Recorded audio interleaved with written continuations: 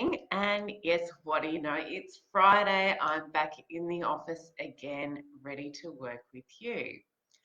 So just wanted to have a quick chat, touch base on social intelligence, social learning, social working. Everything we do these days involves interactions with others. Unless, of course, you're hiding on a couch in your room and you don't want anyone to come near you. But in terms of learning and thinking whether this is group work that you're doing, whether it is study groups, or whether it's in the workplace with the team that you work with or other people that you need to interact with. So things to keep in mind when things are going well or things are not going well is just to reflect on some of the elements that might be influencing that. So a big one, and I know this is a very big one for me, is about respect. So not just whether that person is treating you with respect, but also whether you respect that other person. And sometimes that can be really challenging if you don't respect that person.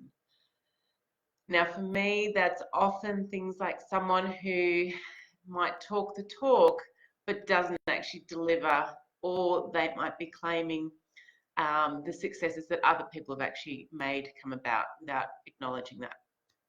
I have a real challenge with that.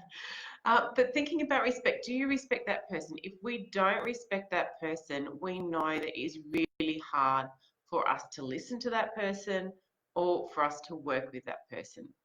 And sometimes this could be something that we can't actually get over. What we need to then try and do is look at, okay, well, how can I respect something about that person?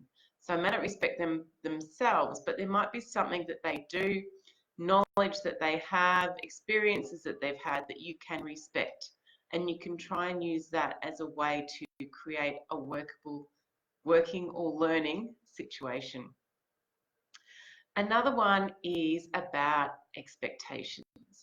Now, part of this might be we've got shared expectations about what we're here to achieve, whether that's an assessment piece, whether that's just working through some problems, or whether that's delivering on a project or something else.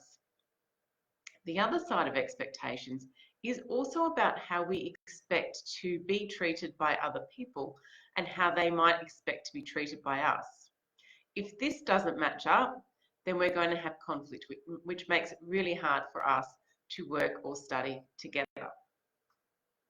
Another one is behaviour that we observe. So best intentions aside, no matter what our personal intentions are, what the other person is interpreting is what they see, the behaviour they see, which they then interpret through their own filters.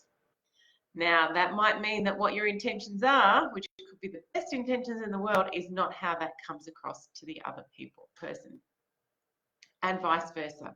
So trying to be really open when someone does something that doesn't sit well with you, that you might think, why are they doing that? Instead of launching off into the negatives, is try and refocus in terms of, okay, so what might their intention have been? What else might be going on for that person which has caused this bit of a difference? Or what are the things going on in my mind and my background which are actually influencing how I am interpreting this? And last one for today, shared values and beliefs. If we have shared values and beliefs, it is so much easier for us to work together. And that goes the same with shared anything. We tend to focus on things that are different as things that are bad. So it's much easier if we can find the things we have in common and work through that together.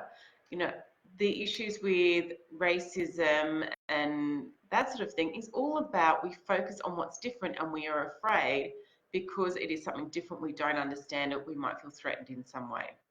If instead we focus on the similarity and say, okay, well, these people here are also parents or their children and they've been studying, or, you know, they've traveled to study and I've had to travel to study, you start coming up with similar shared experiences, and you'll often find that you do have some shared values and beliefs, may not all of them, but you will have something in common that can help you work well together and, you know, learn a lot more about yourself and the other person as you go along.